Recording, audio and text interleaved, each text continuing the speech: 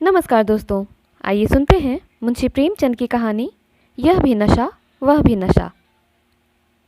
होली के दिन राय साहब पंडित घसीटे लाल की 12 दरी में भंग छन रही थी कि सहसा मालूम हुआ जिलाधीश मिस्टर बुल आ रहे हैं। बुल साहब बहुत ही मिलनसार आदमी थे और अभी हाल ही में विलायत से आए थे। भारतीय रीति नीति के जिज्ञासु थे, बहुधा मेलों ठेलों में जाया करते थे। शायद इस विषय पर कोई बड़ी किताब लिख रहे थे। उनकी खबर पाते ही यहाँ बड़ी खलबली मच गई। सब के सब नंग धिड़ंग मसूर चंद बने भांग छन रहे थे। कौन जानता था कि इस वक्त साहब आएंगे। फुर से भागे, कोई ऊपर जा छिपा, कोई घर में भागा, पर बेचारे राय साहब जहाँ के तहाँ निश्चल बैठे रह गए। आधे घंटे में तो आप कांख कर उठते थे और घंटे भर में एक कदम रखते थे। इस भगदड़ में कैसे भागते।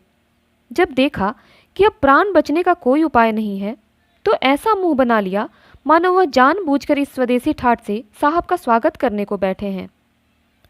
साहब ने बरामदे में आते ही कहा, हेलो राय साहब, आज तो आपका होली है। राय साहब ने हाथ बांधकर कहा, हाँ सरकार, होली है। बुल, खूब लाल रंग खेलता है। राय साहब, हाँ सरकार, आज के दिन की यही बहार है। साहब ने पिचकारी उठा ली। सामने मटकों में गुलाल रखा हुआ था। बुल ने पिचकारी भरकर पंडित जी के मुंह पर छोड़ दी तो पंडित जी नहीं उठे।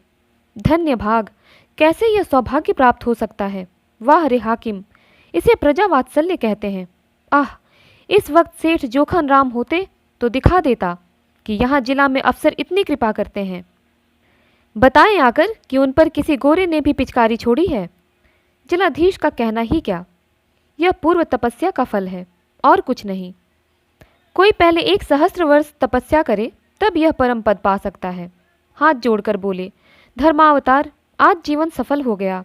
जब सरकार ने होली खेली है तो मुझे भी हुक्म मिले कि अपने हृदय की अभिलाषा पूरी कर लूं। यह कहकर राय साहब ने गुलाल का एक टीका साहब के माथे पर लगा दिया। बुल, इस बड़े बर्तन में क्या रखा है राय साहब। राय, सरकार यह भंग है, बहुत विधि पूर्वक बनाई गई है हुजूर। बुल, इसके पीने से क्या होगा। राय, हुजूर की आंखें खुल जाएंगी, बड़ी विलक्षण वस्तु है सरकार। बुल, हम भी पिएगा।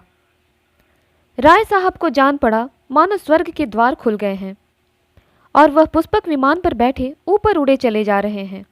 ग्लास तो साहब को देना उचित ना था, पर कुल्हड़ में देते संकोच होता था। आखिर बहुत ऊंच नीच सोचकर ग्लास में भंग उड़ेली और साहब को दी। साहब पी गए। मारे सुगंध के चित्त प्रसन्न हो गया। दूसरे दिन राय साहब इस मुलाकात का जवाब देने चले। प्रातःकाल ज्योतिषी से मुहूर्त पूछा। पहर रात गए साइत बनती थी, अतएव दिन भर खूब तैयारियां की। ठीक समय पर चले। साहब उस समय भोजन कर रहे थे। खबर पाते ही सलाम दिया। राय साहब अंदर गए तो शराब की दुर्गंध से नाक फटने लगी। बेचारे अंग्रेजी दवा ना पीते थे। अपनी उम्र में शराब कभी छुई न थी। जी में आया कि नाक बंद कर लें, मगर डरे कि साहब बुरा न मान जाए। जी मचल रहा था, पर सांस रोके बैठे हुए थे। साहब ने एक चुस्की ली और ग्लास मेज पर रखते हुए बोले, राय साहब, हम कल आपका बंग पी गया, आज आपको हमारा बंग पीना पड़ेगा। आपका बंग बहुत अच्छा था, हम बहुत सा खाना खा गया। राय, हुजूर, हम लोग मदिरा हाथ से भी नहीं छूते, हमारे शास्त्रों में इसको छूना पाप कहा गया है। बुल हंसकर, नहीं नहीं, आपको पीना पड़ेगा राय साहब, पाप पुण्य कुछ नहीं है।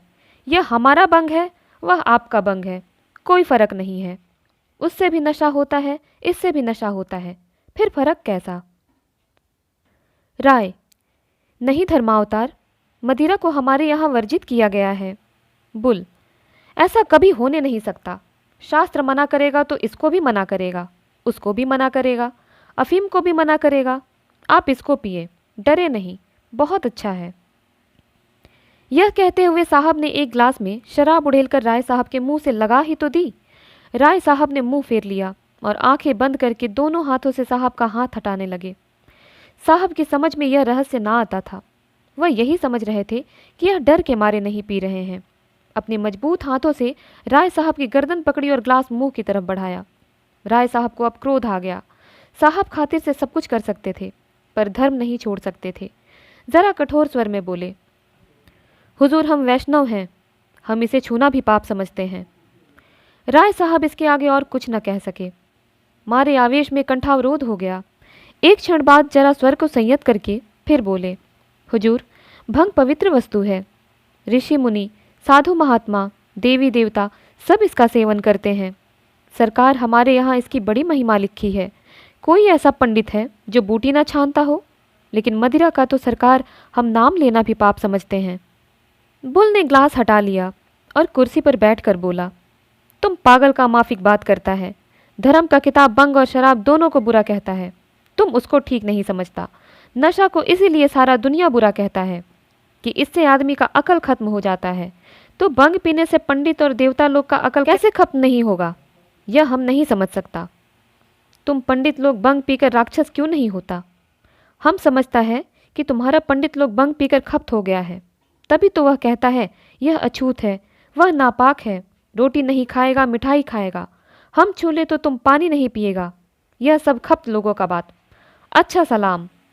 राय साहब की जान में जान आई। गिरते पड़ते बरामदे में आए, गाड़ी पर बैठे और घर की राह ली। तो दोस्तों उम्मीद करती हूँ कहानी आपको पसंद आई होगी। इसी प्रकार की और कहानियों के लिए हमारे साथ जुड़े रहें। मिलती हूँ अगली कहानी के साथ, तब तक के लिए धन्यवाद।